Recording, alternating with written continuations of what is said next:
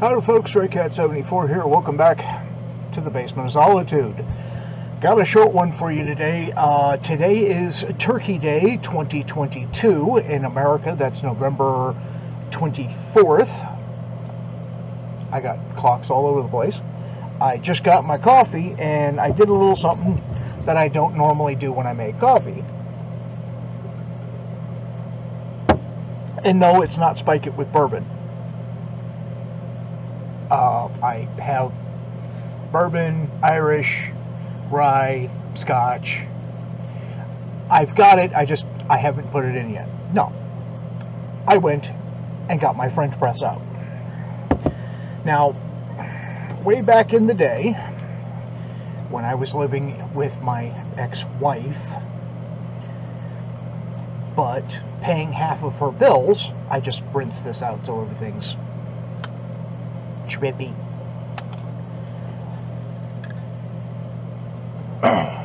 The landlord of the place she was living, his name, he went by Dutch, but that wasn't his name. I don't actually know his real name.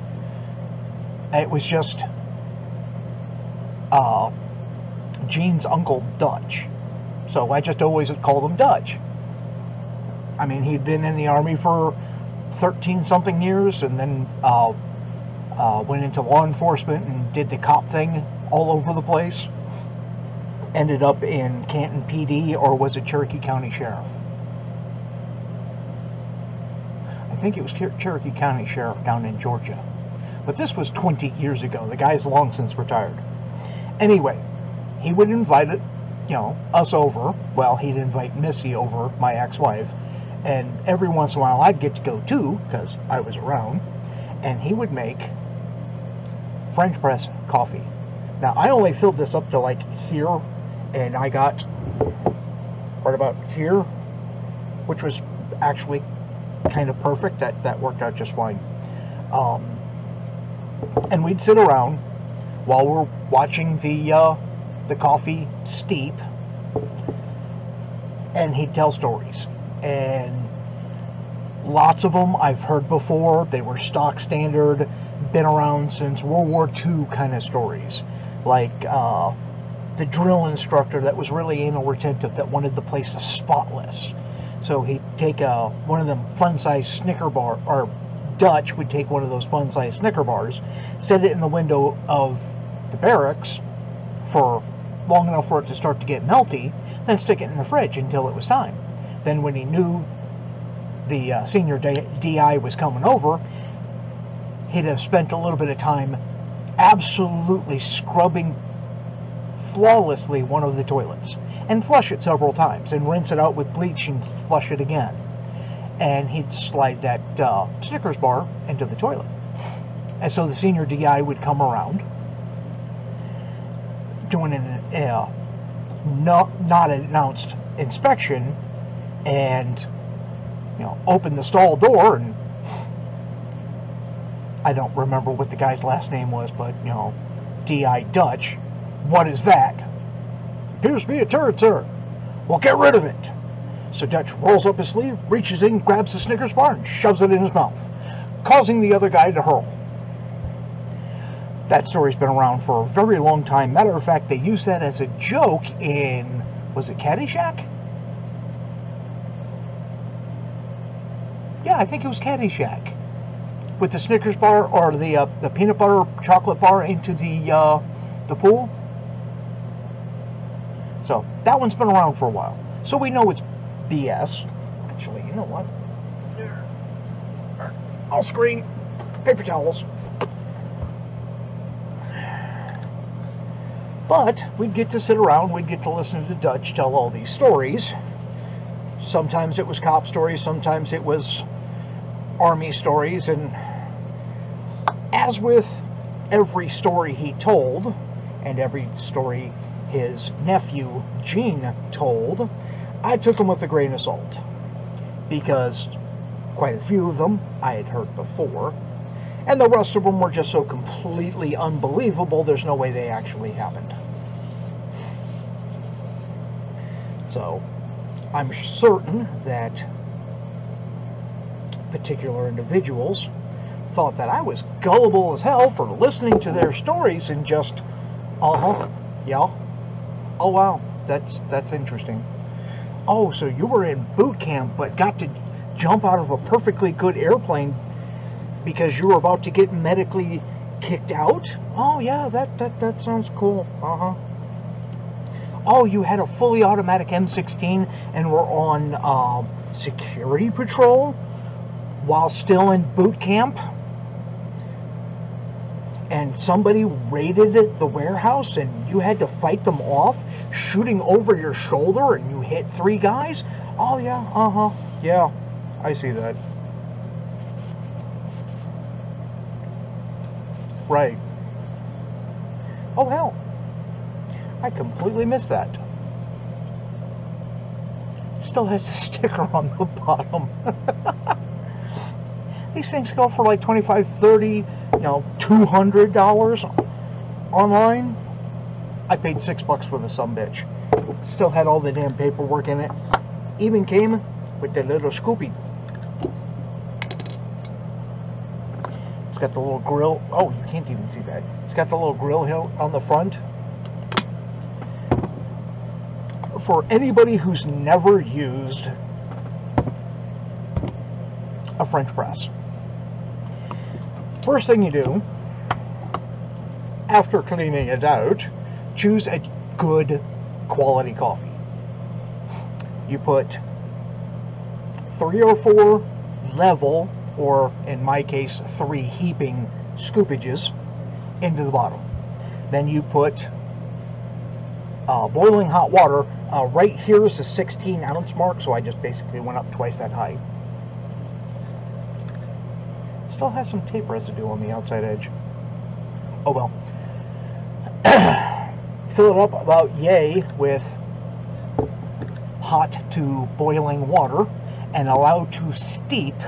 That means sit and not do anything for 3 to 5 minutes. Actually, after you put the water in, you're supposed to like use a butter knife or a long-handled spoon and give it a good stir 2 or 3 ways one way, 2 or 3 ways the other way, and then let it steep for 3 to 5 minutes. And when you put this in, you put it in so that it's just barely above the water with this little grady thing pointed towards the front. I'm going to stick the scoop in there so I don't lose it again. So anyway, so it's sitting like this with coffee down here and hot water up to about there. You want the plunger just low enough that it keeps all the coffee grounds in the water while it's steeping. And then when you're done, all I did was rest my hand on this and it slowly went down. I didn't put any pressure on it whatsoever until it was all the way down. You can just barely see it. I'm just going to speed that up a little bit. And when it gets all the way down to the bottom with the little grill thing right here, pour. To clean, you pull this out, rinse it with water, and yeah, you're going to put the coffee grains down, or coffee grounds down the drain. You can toss them into the garbage if you so choose. I got a pretty beefy septic out there, so I just dumped them down the drain. Coffee grounds ain't going to hurt it much. I mean, once in a while, coffee grain. If you're doing this every dang day, don't just put it in the garbage. Anyway, rinse it out really good, wipe it out with a paper towel, you're done. As long as you can make hot water, the brand is behind the thing here. Idyllic Homes. I don't know. Like I said, I found it at Goodwill for $6. But the only reason I bought it is because those memories of having coffee with Dutch, his wife, my ex-wife, and listening to stories. Better days. The coffee ain't bad. Start with good quality grounds. Let it steep for 3 to 5 minutes. It may take a little experimentation to find it perfect for you. I believe in not drinking light coffee. And what I mean by light coffee is my coffee machine is right next to the sliding glass door on the south side of our house. And if you can hold this up and you can see sunlight through it, that coffee's too light.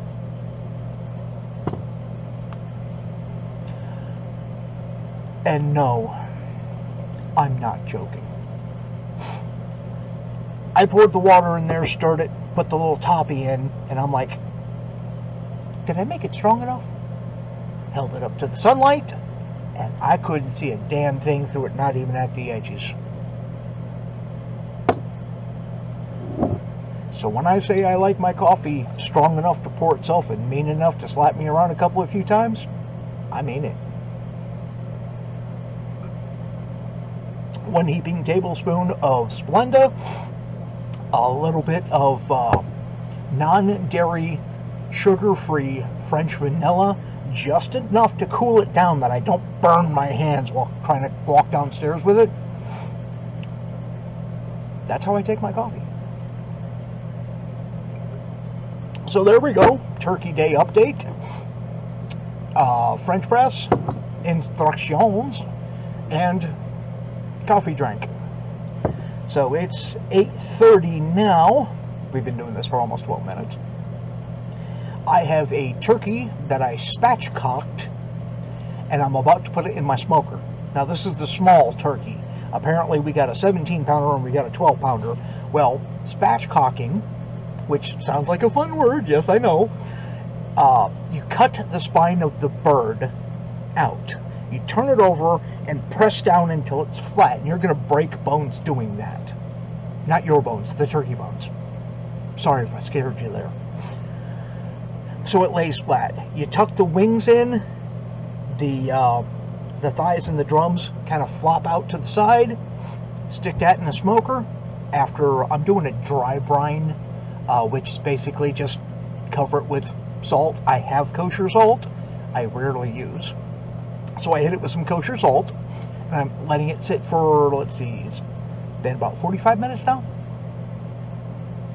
So that's going to go in the smoker for a couple hours, and the 17-pound turkey is going to get fried. Been frying turkeys for over 10 years now, and we haven't had a fire yet.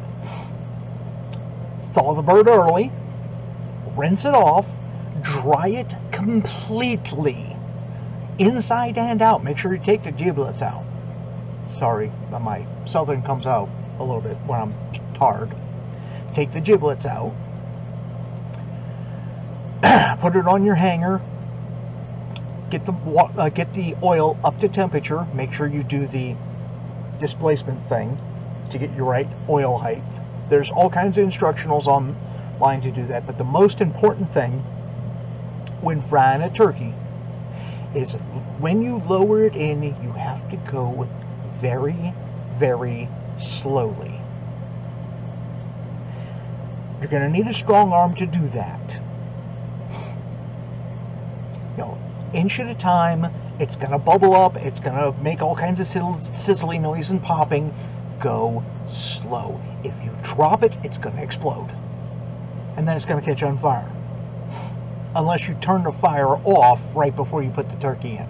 But it's still going to all over the place. Don't do that.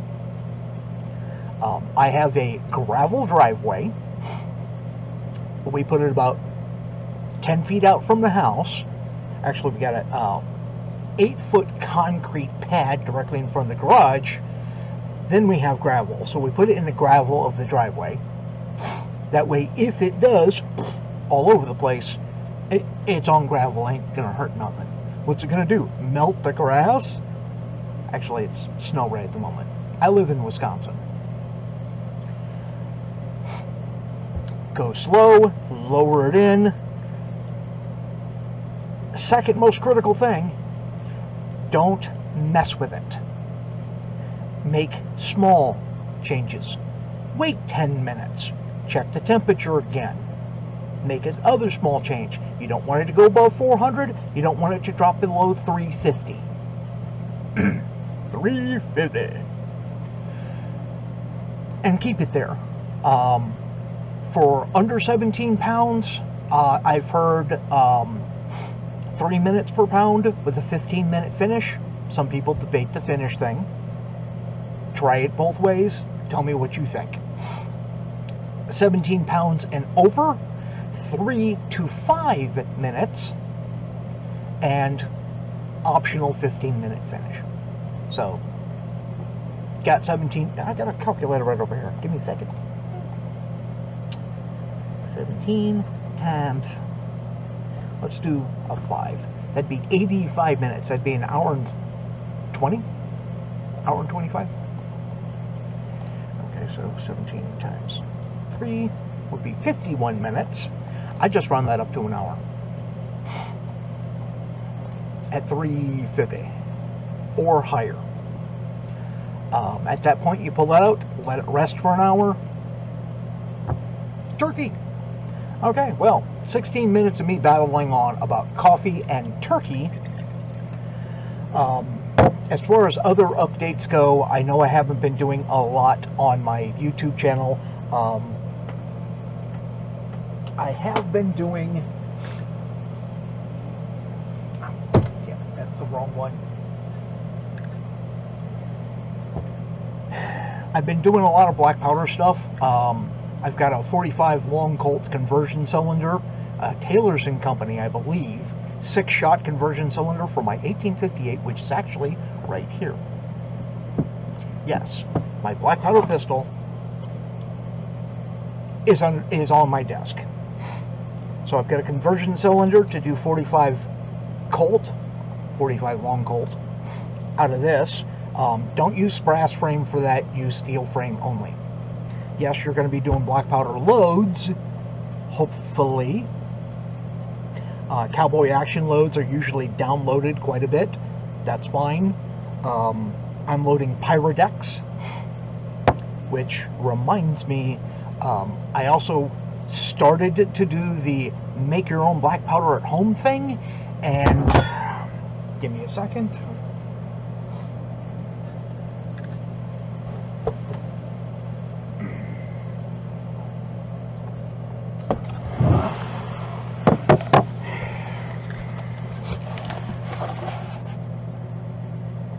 They was on sale.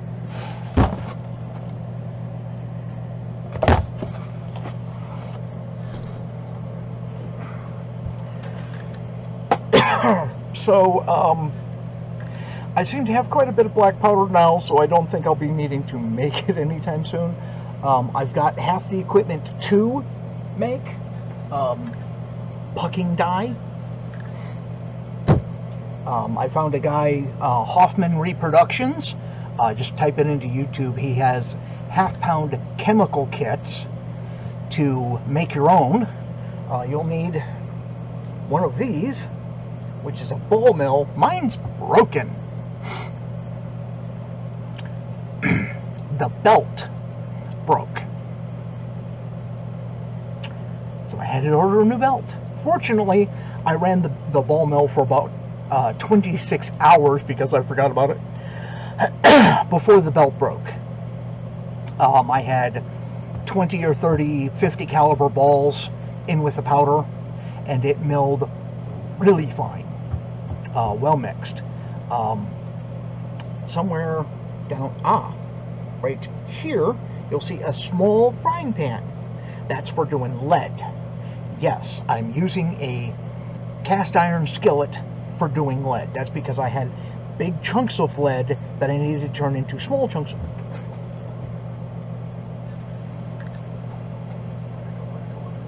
No, that's not. Aha, down here. I had 5-pound chunks of lead that I needed to turn into these. 1 pound, half pound, 1 pound. So these have been fluxed.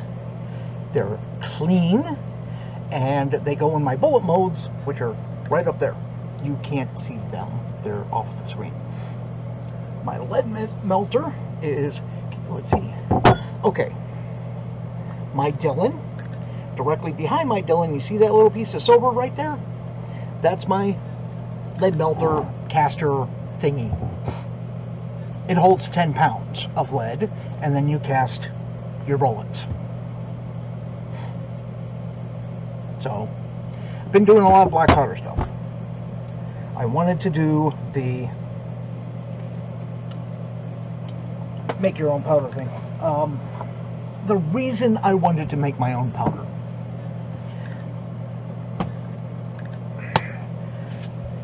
that's $30 when it's not on sale. I did get these on sale. I got 10 of them, and my brother took one as payment for going to get them, even though he was in the store and called me up and say, hey, I need X amount of dollars right now. They've got 10 bottles. I paid. I got a lot of powder. To get the minimum amount of equipment, the mill, that's like 50 bucks. 50 or 60 bucks at Harbor Freight. The pucking die, if you Google search black powder puck, P-U-C-K-E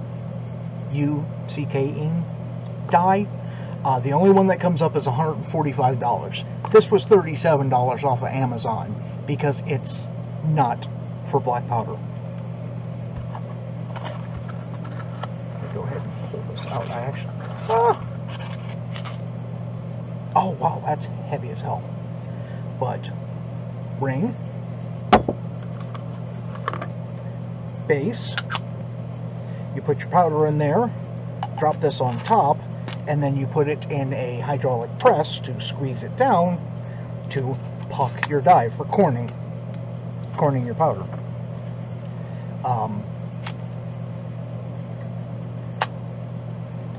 Like I said, this is $37 on Amazon because I didn't want to pay 150 bucks for something I might not use more than once. So right at the moment, I need the grain mill for grinding the pucks, and then I got everything I need to make powder. I've got a shot scale that does grains, grams, and I think that's it. I can switch between grains and grams on that one. And the recipe I have is for 200 grains of black powder, so small amounts, but enough. Hoffman Reproductions, he's got a half-pound chemical kit. You put it in a ball mill, run it for 18 to 24 hours. It makes a pretty decent powder. Well, I'm going to make the extra step of corning my powder by putting it through a pucking die, and that'll increase its effectiveness by about 20%. It's a lot more work, but either you use more powder or you do more work. Just because I want to do it at least once. But doing the math, buying the equipment, buying the chemicals, putting in the time and effort to make 5 pounds of powder is 260 bucks. No, wait. 10 pounds was 260 bucks. Whereas this, with 10 of these out the door with tax, was right at 300. But once this is burned off, all I've got is a couple empty bottles. Whereas making my own, I have all the equipment to do it, and it's like another 130, 150 bucks for the chemicals to make a 5 pound batch. The only thing I can't buy is the charcoal, because charcoal is important. You can't just go to the grocery store and buy hardwood lump charcoal. that doesn't, well, it'll work, it just doesn't make a very good powder. Alder blackthorn, willow wood, or pine is acceptable. It's better than hardwood. And you can go to Home Depot and buy a 2x4 or something, cut it down and, you know, pine 2x4, or just get pine wood. I mean, right, you know, where I live, I'm surrounded by pines. The guy behind us tore out all of his trees, and it's a travesty. I could probably go pick up a log of that and have enough black powder to last me a while, or enough for black powder. But finding willow wood in Wisconsin's hard. I got a bucket I need to process, and this is 26 minutes of me just babbling at this point. So yeah, coffee, turkey, black powder stuff, lead melting and casting. I'm done. Have a good turkey day, everybody. And I'll catch you next time, and yeah, it's time to add some bourbon to that. If you liked today's video, folks, don't forget to hit the like button, subscribe, tick the little bell icon for all notifications, and remember to share this on all your social media platforms so your friends can enjoy my content as well. Thank you.